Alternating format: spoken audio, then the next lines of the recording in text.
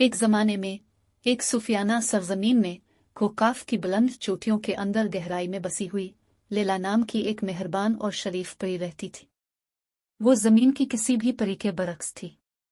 जमुर्द के सब्ज परों के साथ जो कीमती जवाहरात की तरह चमकते थे और हमदर्दी से भरे दिल के साथ वो अपनी बेलौस और तमाम मखलूकात से मोहब्बत के लिए मशहूर थी। लैला का घर एक छोटा सा परफितन गार था जो कोहकुफ के सरसब्ज मुतहर्रिक पौधों के दरमियान छुपा हुआ था। इसका आजिजाना ठिकाना रंग बिरंगे क्रिस्टल्स और खुशबूदार फूलों से मुज़य्यन था, जिसकी वो देखभाल और मोहब्बत के साथ करती थी। वो पहाड़ों की मुहाफिज थी, जंगली हयात की देखभाल करती थी और ज़रूरतमंदों की मदद करती थी। एक अफसोसनाक दिन रामी नामी एक नौजवान पहाड़ी बिक्री ने खुद को एक गद्दार किनारे पर फंसा हुआ पाया। हवाएं चल रही थी और बर्फबारी तेज हो गई थी, जिसकी वजह से इसके लिए हिफाजत की तरफ वापसी का रास्ता तलाश करना नामुमकिन हो गया था।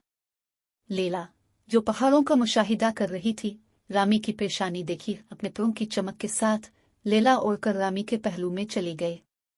इसने नरमी से उसे महफूज रास्ते की तरफ रहनुमाई की। अपनी जादुई सलाहियतों का इस्तेमाल करते हुए इसके लिए एक गर्म और पनाहगाह बनाने के लिए रामी शुक्रगुजारी से मगलूब हुआ और लैला की मेहरबानी का शुक्रिया अदा किया। लैला के नेक काम की खबर को काफ पहाड़ों में फैल गई और जल्द ही हर किस्म के जानवरों ने इससे मदद तलब की। उसने सख्त सर्दियों में गुलहरियों के एक खानदान की खुराक तलाश करने में मदद की, एक जख्मी उकाब के टूटे हुए बाजू को ठीक किया और यहाँ तक कि एक खोई हुई लुंगी को तसल्ली दी, इसे इसके मांद की तरफ वापसी का रास्ता दिखाया। एक दिन जब लैला अपने प्यारे बाग की देखभाल कर रही थी, अमीर नामी एक थके हुए मुसाफिर ने इसके गार में ठोकर खाए।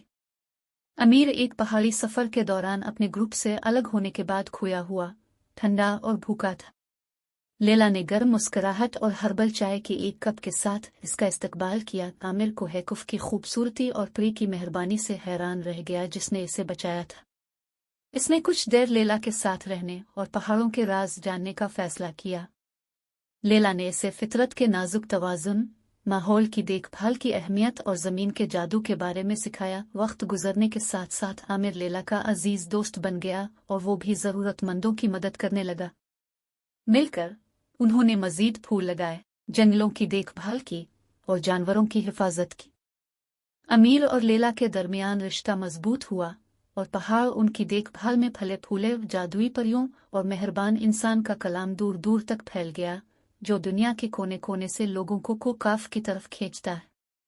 वो खजाने की तलाश में नहीं बल्कि हमदर्दी की हिकमत और फितरत के हसन की तलाश में आए थे। वक्त गुजरने के साथ कोहकुफ की कभी नामालूम सरजमीन हम आहंगी और मेहरबानी की अलामत बन गई। फिर लैला और उसका इंसानी दोस्त आमिर पहाड़ों को देखते रहे, फितरत से उनकी मोहब्बत और एक दूसरे परियों के जमुर्द के परों की तरह चमक रहे थे।